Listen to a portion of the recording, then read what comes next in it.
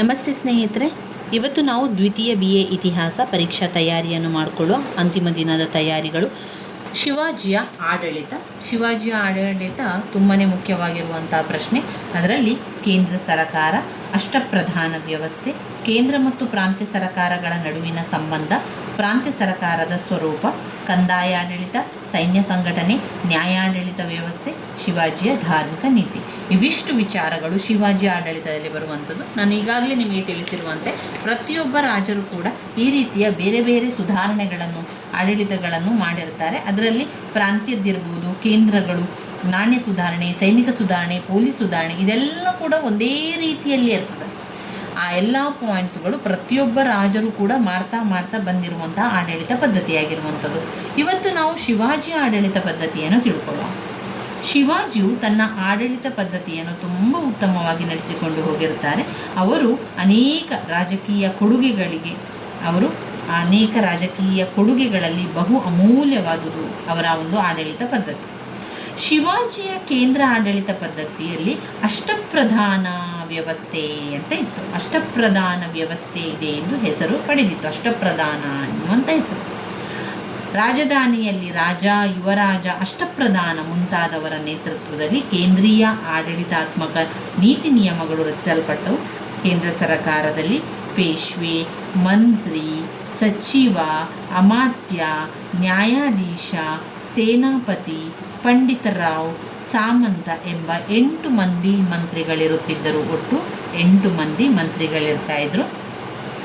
ಅಷ್ಟಪ್ರಧಾನ ವ್ಯವಸ್ಥೆಯ ಬಗ್ಗೆ ತಿಳಿಸಿ ಅಂತ ಕೇಳಿದ್ರು ಕೂಡ ನಾವು ಈ 8 ಮಂತ್ರಿಗಳ ಬಗ್ಗೆ ಬರಿತಾ ಹೋಗಬೇಕು. ಮೊದಲನೇದಾಗಿ ಪೇಶ್ವೆ, 2 ಮಂತ್ರಿ, 3 ಸಚಿವ, 4 ಅಮಾತ್ಯ, 5 ನ್ಯಾಯಾಧೀಶ, 6 ಸೇನಾಪತಿ, 7 ಪಂಡಿತರಾವ್, 8 ಸಾಮಂತ ಎನ್ನುವಂಥ 8 ಮಂತ್ರಿಗಳನ್ನು ಹೊಂದಿದ್ದರು ಶಿವಾಜಿಯ ಆಡಳಿತದಲ್ಲಿ. ಅಷ್ಟಪ್ರಧಾನ ವ್ಯವಸ್ಥೆಯ ಈ 8 ಮಂತ್ರಿಗಳ ಹೆಸರನ್ನು ತಿಳ್ಕೊಳ್ಳಿ. ಅಷ್ಟಪ್ರಧಾನ ವ್ಯವಸ್ಥೆಯನ್ನು ಬರೆಯುವಾಗ ಬೇಕಾಗ್ತದೆ.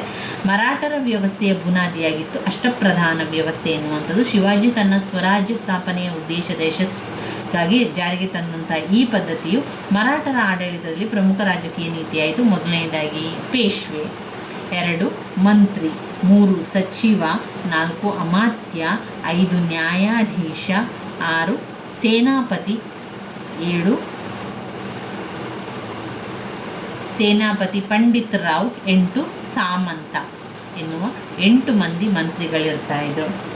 ಅಷ್ಟಪ್ರಧಾನ ವ್ಯವಸ್ಥೆ ಮರಾಠ ವ್ಯವಸ್ಥೆಯ ಬುನಾದಿಯಾಗಿತ್ತು. ಶಿವಾಜಿ ತನ್ನ ಸ್ವರಾಜ್ಯ ಸ್ಥಾಪನೆಯ ಉದ್ದೇಶಕ್ಕಾಗಿ ಯಶಸ್ವಿಗಾಗಿ ಜಾರಿಗೆ ತಂದ ಈ ಪದ್ಧತಿಯು ಮರಾಠರ ಆಡಳಿತದಲ್ಲಿ ಪ್ರಮುಖ ರಾಜಕೀಯ ನೀತಿಯಾಗಿ ಮುಂದುವರಿಯಿತು. ಪೇಶ್ವೆ ಅಥವಾ ಪ್ರಧಾನಮಂತ್ರಿ ಇವರು ಸಾಮಾನ್ಯ ಆಡಳಿತ ಮೇಲ್ವಿಚಾರಣೆಯನ್ನು ನೋಡಿಕೊಳ್ತಾ ಇದ್ರು. ಪೇಶ್ವೆ ಅಥವಾ ಪ್ರಧಾನಮಂತ್ರಿಯು ಸಾಮಾನ್ಯ ಆಡಳಿತ ಮೇಲ್ವಿಚಾರಣೆಗಳನ್ನು ನೋಡಿಕೊಳ್ತಾ ಇದ್ರು. ರಾಜನ ಅನುಪಸ್ಥಿತಿಯಲ್ಲಿ ಕೇಂದ್ರ ಸರ್ಕಾರದ ಜವಾಬ್ದಾರಿಗಳನ್ನು ನಿರ್ವಹಿಸುವುದರೊಂದಿಗೆ ಇನ್ನುಳಿದ ಇತರ ಎಲ್ಲ ಇಲಾಖೆಗಳ ಉಸ್ತುವಾರಿಯು ಪೇಶ್ವೆಗೆ ಸೇರಿತ್ತು. ಇನ್ನು ಮಂತ್ರಿ ದೊರೆಯ ಆಪ್ತ ಕಾರ್ಯದರ್ಶಿಯಾಗಿದ್ದನು. ರಾಜನ ಪ್ರಯಾಣ ಇರ್ಬೋದು, ದೇಶ ಸಂಚಾರ, ನೀತಿ ನಿಯಮ ರಚನೆ ಮುಂತಾದವುಗಳನ್ನು ನಿರ್ವಹಿಸುವುದರೊಂದಿಗೆ ರಾಜನ ಖಾಸಗಿ ಜೀವನ ಹಾಗೂ ಆಸ್ಥಾನ ನಿರ್ವಹಣೆ ಅವನ ಕರ್ತವ್ಯಗಳಾಗಿದ್ದವು. 3ನೇ ಪಾಯಿಂಟ್, ಅಮಾತ್ಯನು ಆರ್ಥಿಕ ಸಚಿವನಾಗಿದ್ದ. ಅಮಾತ್ಯನು ಆರ್ಥಿಕ ಸಚಿವಾಗಿದ್ದ. ಮಂತ್ರಿ ಆಪ್ತ ಕಾರ್ಯದರ್ಶಿ ದೊರೆಯ. ಪೇಶ್ವೆ ಅಥವಾ ಪ್ರಧಾನಮಂತ್ರಿ ಸಾಮಾನ್ಯವಾಗಿ ಆಡಳಿತದ ಮೇಲ್ವಿಚಾರಣೆಯನ್ನು ನೋಡಿಕೊಳ್ತಾ ಇದ್ರು. ಅಮಾತ್ಯ ಆರ್ಥಿಕ ಸಚಿವನಾಗಿದ್ದ. ಅಂದರೆ ಇಲ್ಲಿ ಪೇಶ್ವೆ ಎನ್ನುವಂಥವನು ಅಥವಾ ಪ್ರಧಾನಮಂತ್ರಿ ಸಾಮಾನ್ಯ ಆಡಳಿತದ ಮೇಲ್ವಿಚಾರಣೆಯನ್ನು ನೋಡಿಕೊಳ್ತಾ ಇದ್ರು. ರಾಜನ ಅನುಪಸ್ಥಿತಿಯಲ್ಲಿ ಕೇಂದ್ರ ಸರ್ಕಾರದ ಜವಾಬ್ದಾರಿಗಳನ್ನು ನಿರ್ವಹಿಸುವುದಕ್ಕೋಸ್ಕರ ಇನ್ನುಳಿದ ಇತರ ಎಲ್ಲ ಇಲಾಖೆಯ ಉಸ್ತುವಾರಿಯು ಪೇಶ್ವೆಗೆ ಸೇರಿತ್ತು.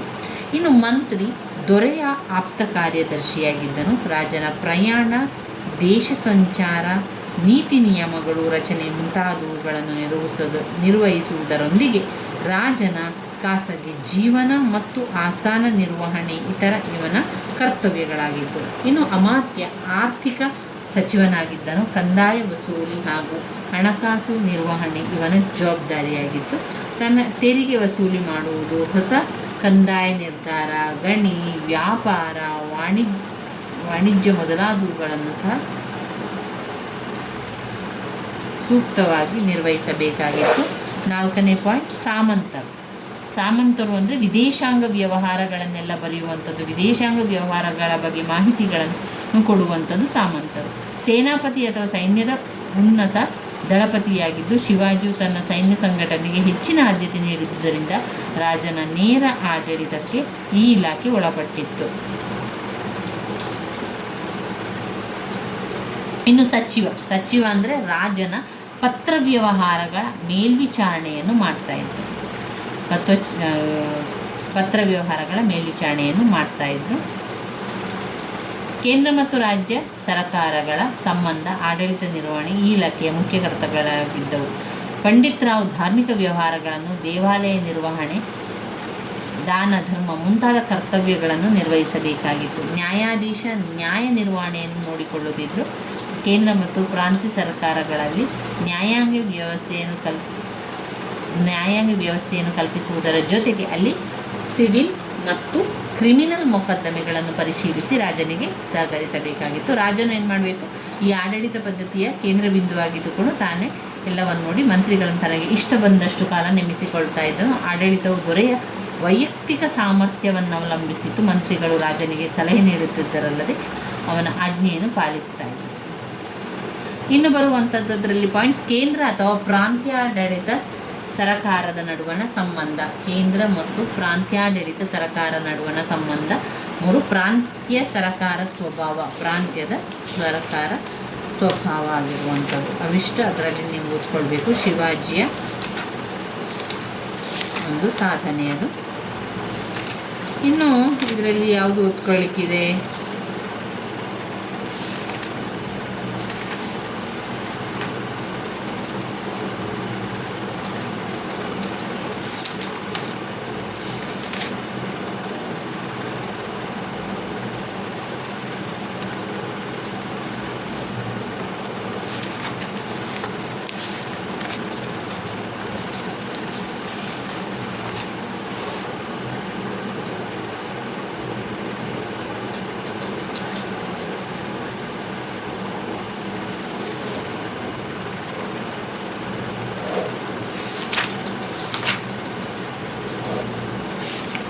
ಇನ್ನು ಮೊಘಲರೊಡನೆ ಬಾಲಾಜಿ ವಿಶ್ವನಾಥರವರ ಸಂಬಂಧ, ಅದಾದಮೇಲೆ ಅವರ ಸಾಧನೆಗಳು, ಇದೆಲ್ಲ ಕೂಡ ತುಂಬ ಇಂಪಾರ್ಟೆಂಟ್ ಆಗಿರುವಂಥದ್ದು.